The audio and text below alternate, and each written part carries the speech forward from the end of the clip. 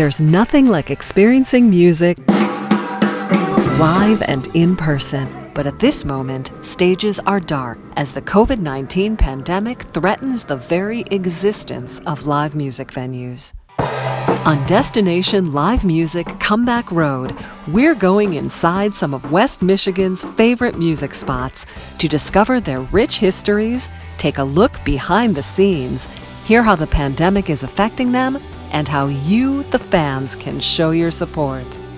Join us on the path to Destination Live Music Comeback Road, West Michigan.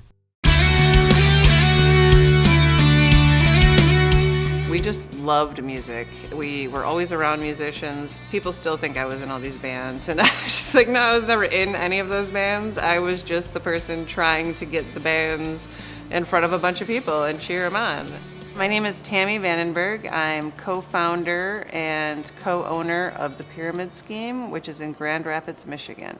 We purchased the building 2009, myself and my brother, Jeff Vandenberg. So I think it was about a year and a half, and it was a massive renovation. And then we were able to open in 2011. It is a live music venue, and it has a front bar as well. So our capacity for our music venue is 420, and we have a front bar that has a capacity of 200. And folks that are familiar with the Pyramid Scheme will know that's also lots of pinball up there, and that's really popular here. Since 2011, we have hosted, between 2 and 7 events per week. We bring in acts from all over the country. We book local musicians, we book regional musicians. We have had musicians from multiple different countries as well. It's a fantastic business. It's been incredible to operate. We've received tremendous support from the community. The types of music that we have booked is across the board. I think it's a question of what we haven't booked. We try to use the space and bring people together in any way that we can. The music is always first, but if we got some extra days, we'll look to other ways to bring the community together. In terms of artists that have performed here, that have gone on to great success on the national or international level, 2 jump to mind. One being Lizzo, who now it's hard to find somebody who doesn't know who Lizzo is. We booked her, and right as she was about to break, I think we had 300 people. It didn't even sell out. And, within a year or 2, she's at the Grammys and the Oscars and on the cover of every magazine. And another one that jumps to mind is a band called Future Islands. They played here early on, right after we opened, to a very, very small crowd. I would say 20, 25 people. 2-3 years later, we booked them. And in between the time that we booked them and they played here, they were on David Letterman. They came back, sold it out, and went on to be very famous. My favorite thing about being a part of a venue is absolutely the music, of course. Being able to see so many different artists perform in such an intimate space. One of my favorite spots is sort of on the side of the stage. You can see everybody in the front row. They are in the zone. And you can see, they're going to be talking about this night for years.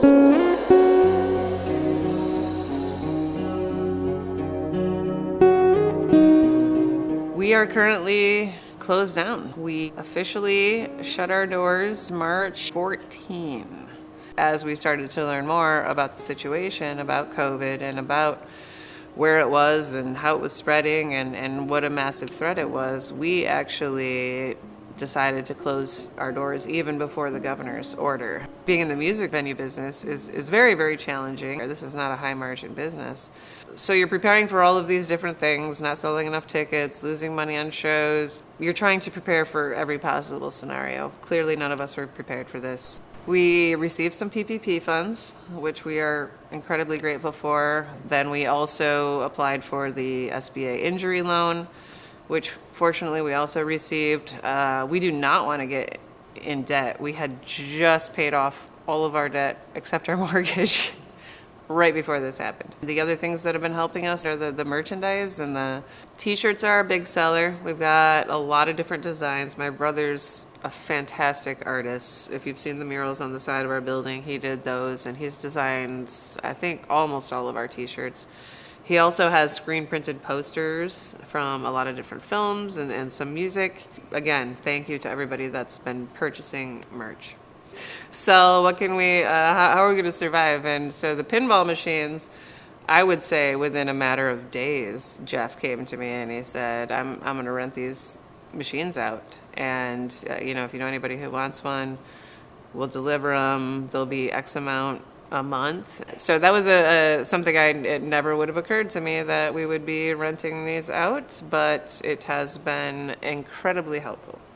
It's been really interesting to watch NIVA come together. NIVA is the National Independent Venue Association. The message of NIVA is we were the first to close, we're going to be one of the last to open, and out of no fault of our own.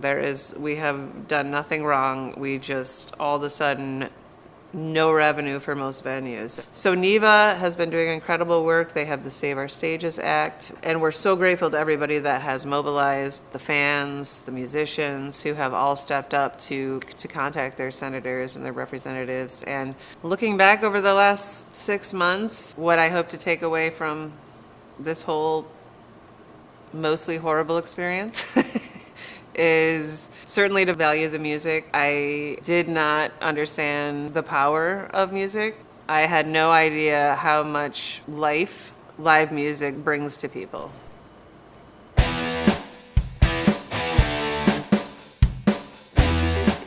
When I look to the future, I see us easing back into the music, easing back into gatherings. I see a lot of focus on local music, regional music. It's unfortunately going to be a while before we're bringing in international bands, even bands from far across the country. Maybe we can get 50 people in here, masked up, temperature checks, local musicians, stay at your table, ease into it. And then, okay, that seems safe. Let's get it to 100. And all right, maybe let's bring in somebody from Detroit. That's kind of how I see us rebuilding. It might be a little stop and start. We're just going to have to be very flexible. We're going to have to pivot. We're going to have to work really, really hard. We're not going to make a lot of money for a while. In terms of the music, realistically, I see spring as probably the soonest. To all of the fans of the Pyramids game, I am incredibly grateful to you for coming in here over the years. I am grateful to all the artists. You can't have a venue without artists. You can't have a venue without customers, without fans. It's all an ecosystem. We would not still be open right now if we had not received the support we have since 2011. People are reaching out to us regularly, asking how they can help, have already chipped in to GoFundMe or buying gift certificates in the ways that they can help. So I'm grateful. I'm so glad you're concerned about us. I'm so glad you've contacted all of your representatives to fight for music venues, and we're going to be back. We're coming back.